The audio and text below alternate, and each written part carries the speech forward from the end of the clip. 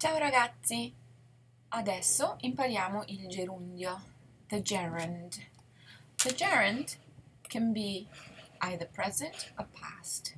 It is a tense that does not have a subject, just like the infinitive, and it is fairly simple to build. So, for are verbs, the ending will become ando, ere, endo. So it follows the leading vowel, and ire, endo. Okay, so you only have two types of endings.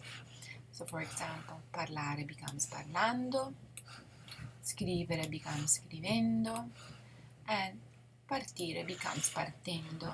And isk is not an issue.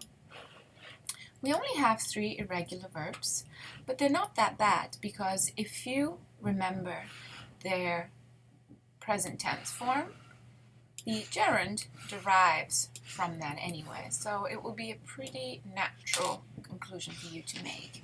That bere becomes bevendo, dire becomes dicendo, and fare becomes facendo.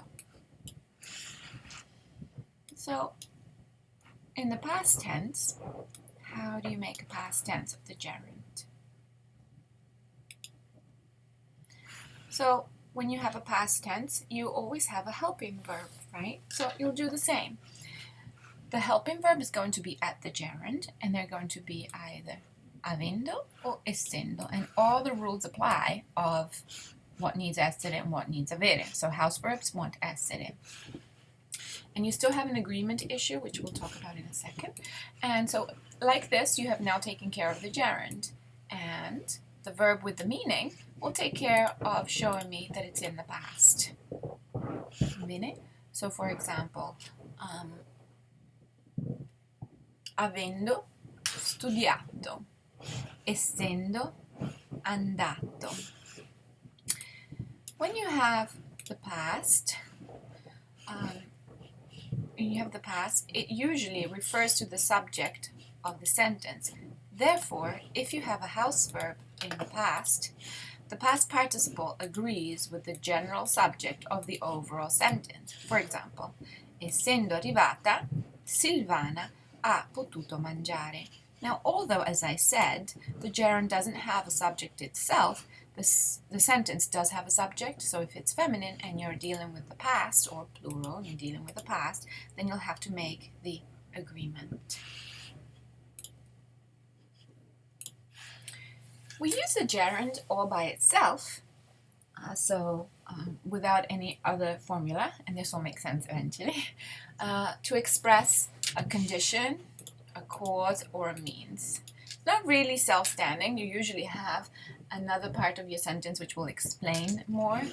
The best way that I could give you an idea what this means is here, by doing something. Okay, by do something else. So in English, probably a more straightforward way of doing this is because something happened, there's a consequence, or since something happened, something else. There's another consequence. In Italian, you can still say poiché, for example, this happened, so you can still have the straightforward way of saying this, but you can also use the gerund, and you won't use the by, you just as in Italian, and you'll have that meaning. So, for example, sbagliando si impara. It is by making mistakes that one learns. So, here you have it. This is the use of the gerund when it explains circumstances, or a condition, or a cause for something. And you can either have it at the present or at the past. So, in the past, avendo dimenticato il libro non ho studiato. By having forgotten the book, or in English it probably would be better, since I forgot the book. But, just like in English you have various ways of saying things, same in Italian. I didn't study. So, because I forgot the book, since I forgot the book. So you use the gerund, present or past, when you want to explain a condition, a cause, or a means. When you have the past, you want to remember that you are going to use the overall subject of the sentence to determine whether you need to agree the verb if you're in the past tense and you have a house verb. Quick reminder, the pronouns are attached to the gerund if you use them like this, so when you do it as a circumstance. For example, preparandosi per gli esami, gli studenti prenderanno un bel voto. So studying for the exam, so getting oneself ready, so this is reflexive verb, per l'esame, gli studenti prenderanno un bel voto. The students will get a good grade. So another nice example. Essendomi alzato tardi, sono arrivato in ritardo. Since I woke up late, I arrived late. Just a quick reminder that only the infinitive can be used as a subject or direct object of a sentence. So in English, you use the ing form, for example. Learning a language well is not easy. This is one time in which we can't translate directly from English. You guys use the ing form to express this. We use the infinitive. Okay, so don't forget, imparare bene una lingua non è facile. Okay, so in English will be learning. So this was the use of the gerund all by itself when it means a circumstance, and it can be by a present or past.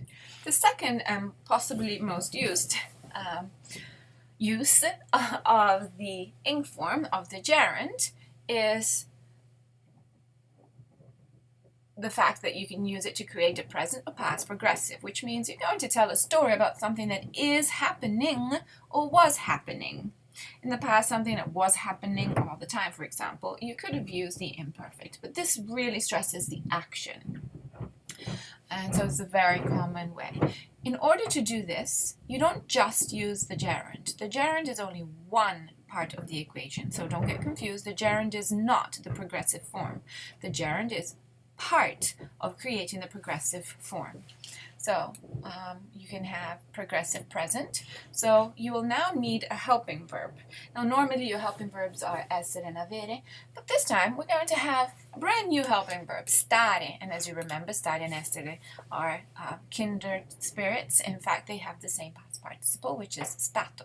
So you will conjugate stare at the present tense, sto, stai, sta, stiamo, state, stanno, and the gerund, present. In order to do the progressive, you will always use the gerund present.